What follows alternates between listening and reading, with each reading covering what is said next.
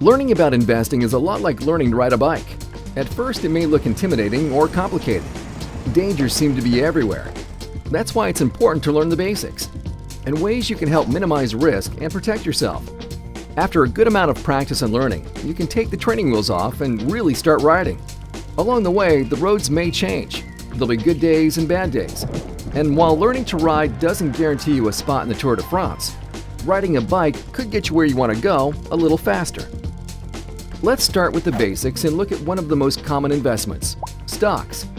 A stock represents partial ownership of a company. When you purchase a stock, you're buying a piece or a share of a company. By owning a share, you own a small fraction of the company's assets and have a claim on its future earnings. There are two ways you can make money by investing in stock. The first is through stock appreciation, when a stock you own goes up in value. If an investor bought the stock at one price and the price went up, the investor could then make money by selling the stock to another investor at the higher price. The second way is through a dividend. This is a periodic payment issued by some stocks. A dividend is a way for a company to give a portion of its earnings to shareholders. Here's an example of how stocks work. Suppose there's a company called Bull Flag Cycling. This company makes bikes, really good bikes. The bikes are so good, in fact, the company wants to expand, so it can sell more bikes to people all around the world. To do this, the company needs to raise money, also known as capital. There are a few ways this company could do this. It could take out a loan, but that would mean taking on a significant amount of debt. Or it could issue shares of stock. By issuing stock, which is called going public, the company can raise money without going into debt. Instead, it sells shares of ownership and a claim on future earnings to investors. So let's meet a typical investor. Our investor is someone who has a little extra cash. He's looking for an investment that has the potential to offer better returns than a savings account, and he is willing to accept the higher risks of investing in a stock. He thinks Bull Flag Cycling is a promising company that's likely to grow. Because of this, he thinks buying a share would be a good investment. So how much does a share cost? Suppose the company decides to raise $1 million, and it decides to issue 1,000 shares of stock.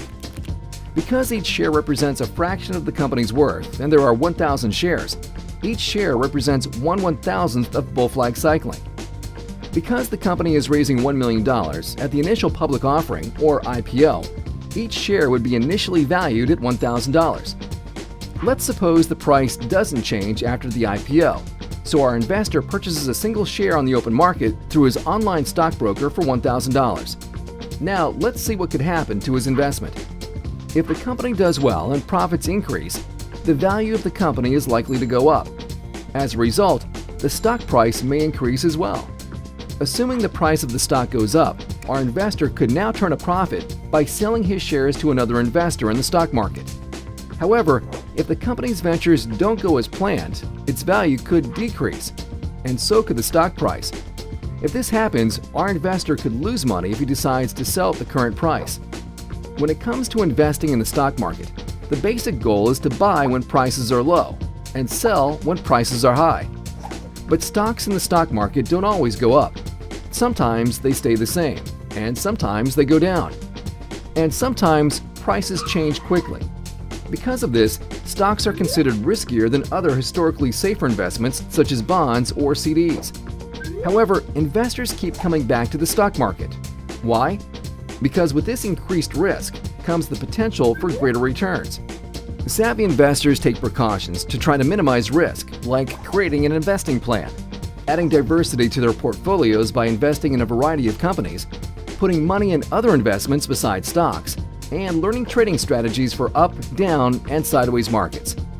Now you know some of the basics about investing in stocks, but that's just the beginning. Open an account with TD Ameritrade for access to more award-winning investing education.